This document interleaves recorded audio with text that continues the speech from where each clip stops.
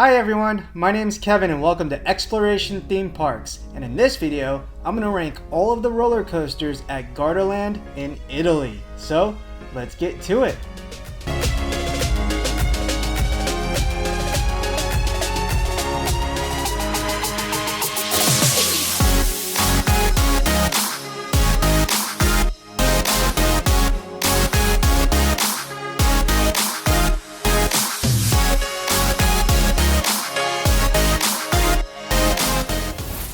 My wife and I recently took a trip to Europe and we spent a day at Gardaland in Veneto, Italy. You can check out the full vlog on the channel and I'll leave the link down in the description. It's a beautiful park, except it was extremely crowded. But we happened to go on Italy's national holiday called Republic Day, where they celebrate the country becoming a republic in 1946. We figured that out halfway through the day, as you can see in the vlog. Despite the park being so crowded, we managed to get on all of the roller coasters since we did purchase fast passes. The park has a total of 7 roller coasters. However, I felt that they didn't really have that standout coaster. Also, it's been 7 years since they got their last roller coaster, so I think they're due for a new one. Anyways, let's jump into my personal rankings of the 7 roller coasters at Gardaland. Starting at number 7 is Blue Tornado, a Vekoma SLC built in 1998. It has 5 inversions as is typical with these models and reaches a top speed of 49.7 miles per hour. Vekoma SLCs have certainly built a bad reputation for themselves. However, if they have the newer trains like mine at Energylandia, it's actually very enjoyable. Unfortunately, Blue Tornado does not have the new trains and was the most painful roller coaster I have ever ridden. There's no stopping the headbanging and ear smashing on this coaster. That is why I have it at last, since I couldn't even enjoy the ride at all. If you're planning on riding this roller coaster for the first time, I would love to give you some advice, but unfortunately, I have none. There is absolutely nothing you can do to prevent the headbanging and ear bashing on this roller coaster. You have been warned. Coming in at number 6, I have Kung Fu Panda Master, a wild mouse built by Fabri in 2016. This is actually the park's newest coaster, has a height of 45.9 feet and top speed of 24.9 miles per hour, but just wasn't that good. The trains are uncomfortable, and on the sharp turns, the lap bar digs into your ribs. It has a long line simply because of the Kung Fu Panda IP, but really doesn't have much theming. I did laugh on the ride, but that's mostly because I thought my ribs were breaking. They could have done any number of things with the Kung Fu Panda IP, but they decided to go the cheap route and just put a wild mouse and slap the IP on it.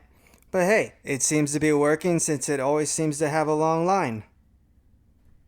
At number 5, I have Ortobruco Tour, a family coaster built by Pinfari in 1990. I actually really enjoyed this coaster. Of course, it's very mild, but I thought it was very unique with some cool looking oversized fruit props laying around. It was also very smooth, but being more of a kiddie coaster, I couldn't put it up any higher on the list. And we rode this after waiting an hour and a half for Kung Fu Panda Master, and it put a smile on our face. We absolutely love this coaster. At number 4, I have the famous Mammoot, or in Italian, Mammoth, a Vekoma mine train coaster built in 2008. It has a height of 45.9 feet and a top speed of 31.1 miles per hour. This coaster has some cool rock work and a long layout, but it was a little rough.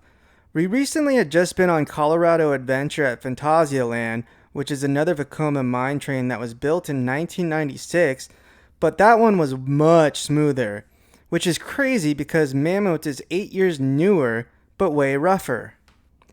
And this is a prime example of a park taking care of its ride versus a park that's not so much. I was completely surprised when I saw that Colorado Adventure at Phantasialand was built way before Mammoot at Gardaland. At number 3, I have Shaman, a classic Vekoma looper built in 1985. It reaches a height of 98.4 feet, top speed of 43.5 miles per hour, and 4 inversions, 2 loops, and a double corkscrew. Most of the coaster was retracked a couple of years ago, and it now has new Vekoma trains with much more comfortable harnesses. There was only one transition that made my head go side to side abruptly. However, the coaster was very enjoyable without the head banging. It also has a nice ending helix around the fountain. So with the retrack and newer trains, it's nice to see Gardaland preserving a classic ride. At number 2, I have Oblivion, the Black Hole, a B&M dive coaster built in 2015. It has a height of 139.4 feet, top speed of 62.1 miles per hour, and 2 inversions, an Immelman and headline roll.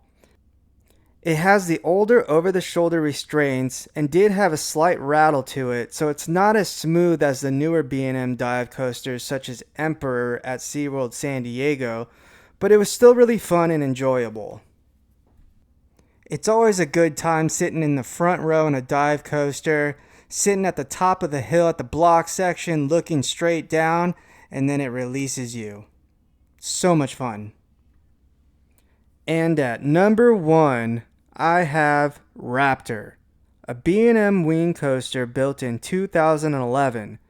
It has a height of 108.3 feet, top speed of 55.9 miles per hour, and 3 inversions, a corkscrew, 0G roll, and inline twist.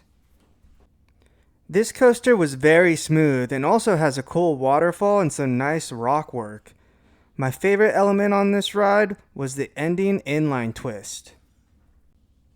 To recap, I have at number 7, Blue Tornado, number 6, Kung Fu Panda Master, number 5, Ortobruco Tour, number 4, Mammoot, number 3, Shaman, number 2, Oblivion the Black Hole, and finally, number 1, Raptor.